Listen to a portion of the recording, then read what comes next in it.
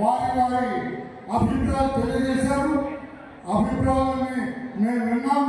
తర్వాత ఎమ్మెల్యే గారు కూడా వచ్చారు.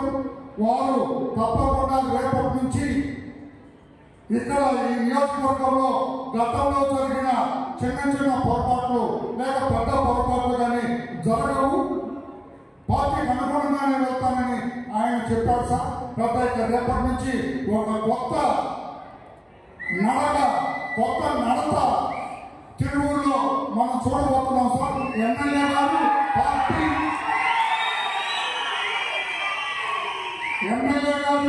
పార్టీ అందరూ కలిసి ఎంపీ గారి నేతృత్వంలో కలిసి ఒక్క త్రాటి మీద ఒక్క మాట మీద వెళ్ళబోతున్నారు.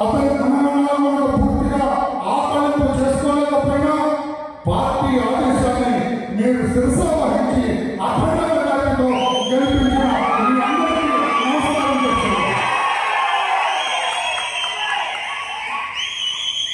కొంచెం దురదృష్టం, ఇంకా నిశ్శబ్దంగా కొంచెం దురదృష్టం, కొంచెం అవగాహన లోపం,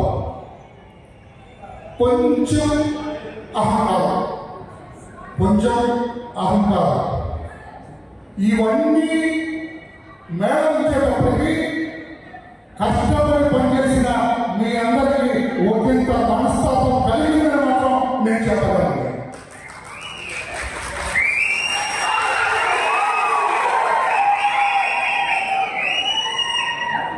సమస్య వచ్చింది, ప్రాబ్లం వచ్చింది. ఈ సమస్యని పరిష్కరించుకోవడం మనకే తెలుసు, ఈ ప్రాబ్లంని సాల్వ్ చేసుకోవడం మనకే తెలుసు. మనం ఎవరి దగ్గర వెళ్ళగల ఇంకొకరిని ఆశ్రయించగల మీకే తెలుసు. సమస్య తెలుసు, పరిష్కార మార్గం కూడా తెలుసు. అందుకని నిన్న ఆ వ్యక్తిని పార్టీ అధిష్టానం విజయవాడ పార్టీ కార్యాలయానికి పిలిచింది. అక్కడ నేను బ్రహ్మాండంగా మాట్లాడతా. అక్కడ చెప్పవలసిన అన్ని కూడా ఆయనకు చెప్పారు. అన్ని కూలంకషంగా చర్చించారు. అందుకే ఏం జరిగిందని మిమ్మల్ని ఎవరిని నేను అడగట్లేదు, అంతా తెలుసుకుంటారు. అన్ని అధిష్టానానికి తెలుసు. రేపటి నుంచి ఎలా ఉండాలో మాకు తెలిసింది, ఎమ్మెల్యే గారికి తెలిసింది, మీ అందరూ కూడా కొంచెం తెలియాలి.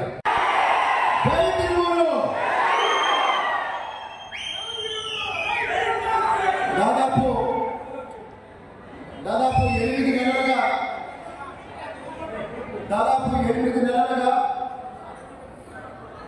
అంటే దాదాపు ఫిబ్రవరి నుంచి ఈ తిరువూరు గడ్డ మీద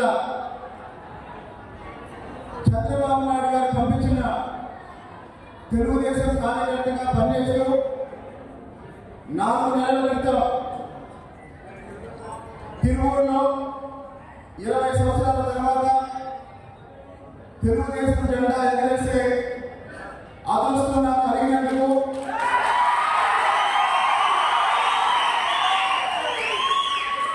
ఆ అవకాశాన్ని ఇచ్చిన చంద్రబాబు నాయుడు గారికి, లోకేష్ గారికి, ఎంపీ కేసీ చిన్ని గారికి, అన్నిటికీ మించి తిరువూరు ప్రజలందరికీ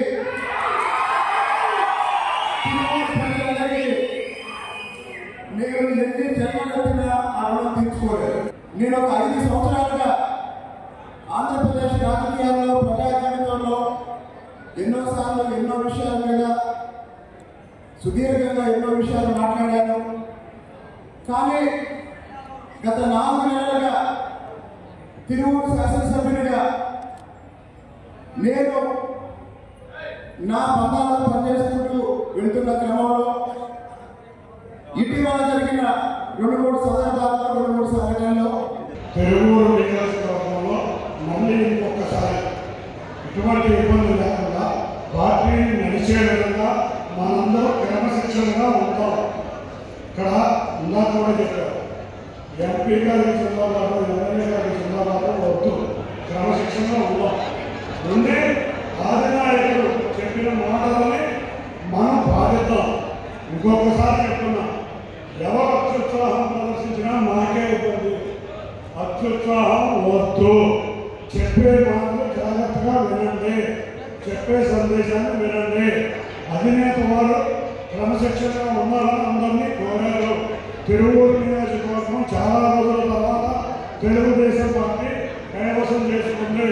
దీంట్లో మరొక్కసారి చెప్తున్నా, మీ అందరి కృషి ఉంది. మరిన్ని వీడియోస్ కోసం ఛానల్ ని సబ్స్క్రైబ్ చేయండి. లేటెస్ట్ అప్డేట్స్ కోసం వాట్సాప్ ఛానల్ ని ఫాలో చేయండి. అండ్ లింక్ డిస్క్రిప్షన్ లో ఉంది.